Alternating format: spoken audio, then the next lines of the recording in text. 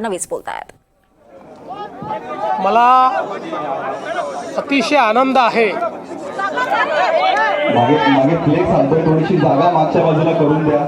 जरा माईक बंद करायला सांगा, पुढे जाऊन सांगा, जाऊन सांगा ना, जरा जाऊन सांगा एकदम।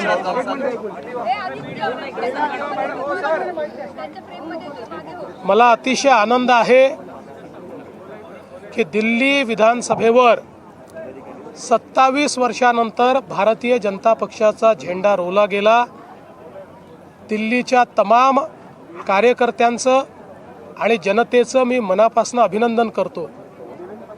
दिल्लीकरांनी हा विश्वास देशाचे प्रधानमंत्री माननीय नरेंद्र मोदीजींवर केलेला आहे आणि या विजयाने आम आदमी पार्टीचे नेते अरविंद केजरीवाल यांचा बुरखा फाटलेला आहे। सातत्याने खोटी आश्वासनं देऊन आणि लोकांना त्या ठिकाणी भटकवत ज्या प्रकारे त्यांनी राज्य केलं, त्या परंपरेचा आज अंत झालेला आहे आणि खोटं राजकारण चालणार नाही हे दिल्लीच्या जनतेने दाखवून दिलेलं आहे। मला विश्वास आहे दिल्लीची जनता खरं म्हणजे लोकसभेत मोदीजींवरच विश्वास दाखवायची, पण विधानसभेमध्ये मात्र त्या ठिकाणी कुठेतरी आमची पिछेहाट झालेली आम्ही बघितली।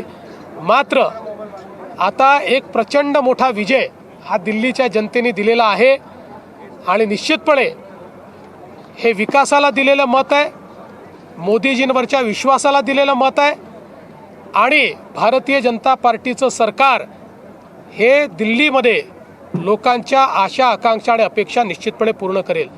आज मैं दिल्ली की जनता का और दिल्ली के भारतीय जनता पार्टी के तमाम कार्यकर्ताओं का बहुत अभिनंदन करना चाहता हूं, उनको बहुत बधाई देना चाहता हूं कि उन्होंने 27 साल बाद दिल्ली की विधानसभा पर भारतीय जनता पार्टी का परचम लहराया। ये विश्वास देश के प्रधानमंत्री माननीय नरेंद्र मोदी जी के ऊपर है, ये उनके कार्य के ऊपर है और एक प्रकार से दिल्ली की जनता ने आम आदमी पार्टी के नेता श्री अरविंद केजरीवाल जी इनका नकाब उतार दिया है।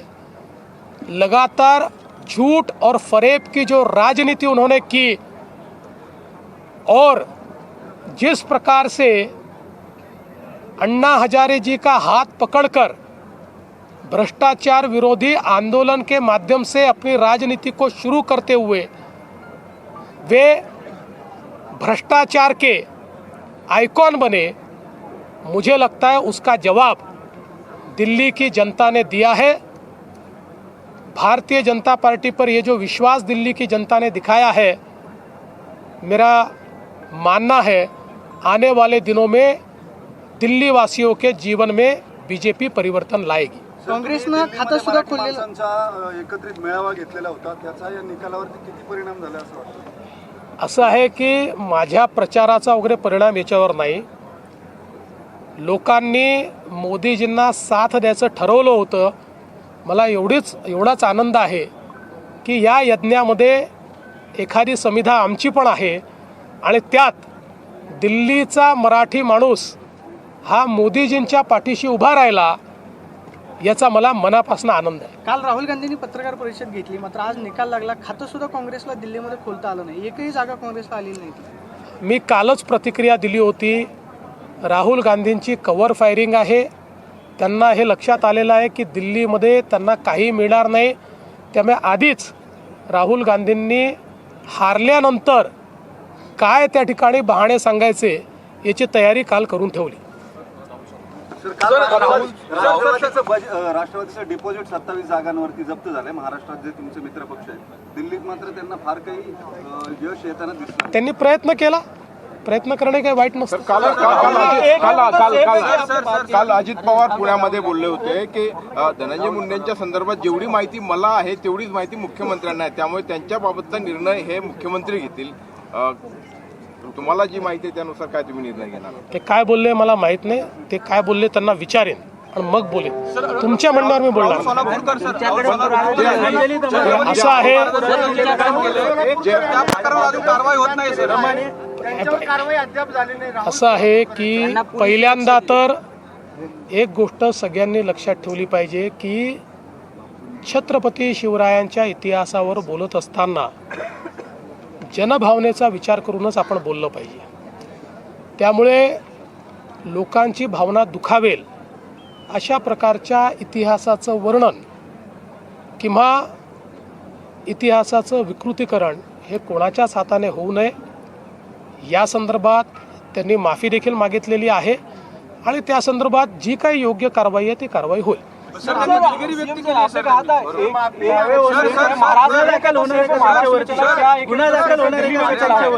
देखिए, एक है तो सेफ है, ये दिल्ली में भी चला क्योंकि पूरे देश ने लोकसभा के बाद अनुभव किया कि हम बटेंगे तो राजनीति में भी कटेंगे.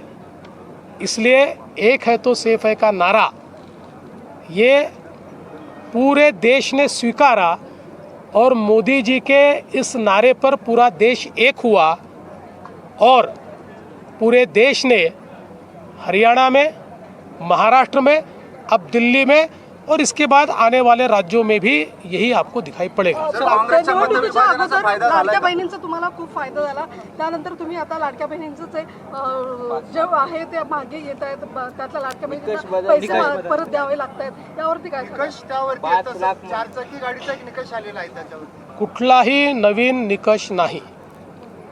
योजना घोषित केली त्यावेळेस जे निकष होते त्या निकषांपेक्षा वेगळं ज्यांनी अर्ज केला त्यांच्यावरच ही कारवाई होते आहे.